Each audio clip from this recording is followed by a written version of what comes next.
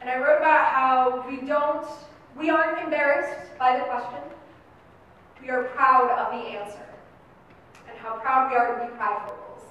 And I wrote about that in a lot of my college essays, but in this one I wrote with the exact words I took from the memorial video. And I got into that college, and I'll be attending Emerson College in Boston this fall, which is very exciting. And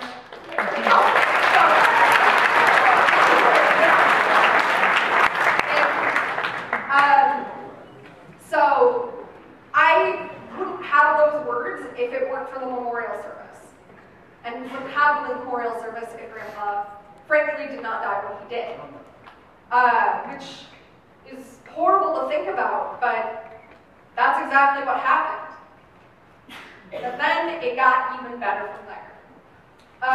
Grandpa, after he died, I went through all of his old emails to me, which was very special. And I wouldn't have done so if that hadn't happened. And I found this one, and he had recommended a church to me and in Boston that I never got to visit over the summer. So when we visited in November, I told my parents, we need to go to this church. I need to know what he was talking about. And so we went, and literally in 5 seconds, all 3 of us were crying because it was perfect. It was everything that I needed. And I'm really excited to go there because church for me has never been easy. I have never fit into a church. Chapel has always been my church.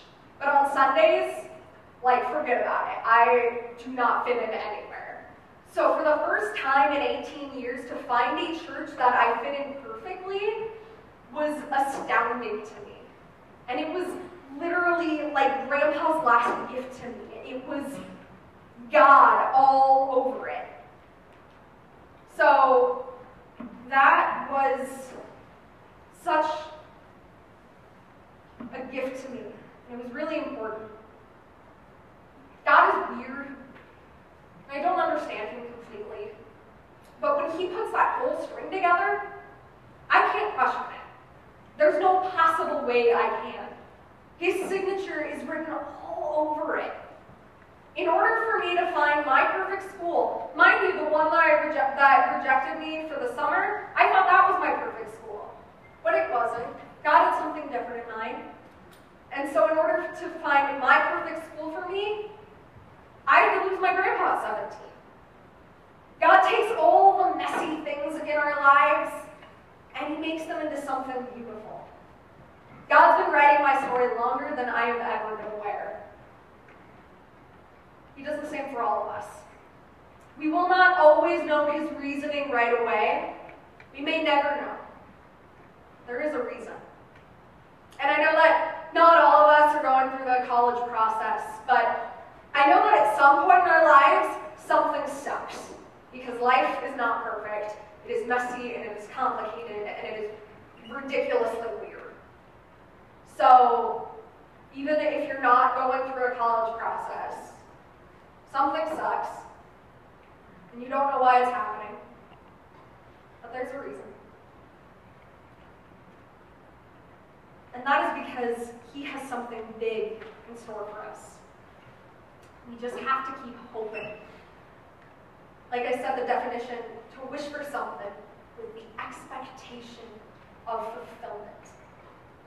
When we have the creator of the universe on our side, we can expect great things. It's what he does. God is in the business of greatness. Verse 22 of that passage I read heck of days ago, he said, "So with you, now is your time of grief, but I will see you again, and you will rejoice, and no one will take away your joy." The day is coming when we will have joy again. And the things that are happening right now, or that have happened, or that will happen, everything is temporary. But joy is forever, because it comes from God. And that is a reason to have hope. The first song we sang today, "Your Love Never Fails," the chorus says, "There may be pain in the night, but joy comes in the morning." So whatever struggles you're going through, when the world seems to be caving in, know that the morning is coming. Morning is coming. Will you pray with me? God, we thank you for the stories that you write in our lives. That everything happens for a reason.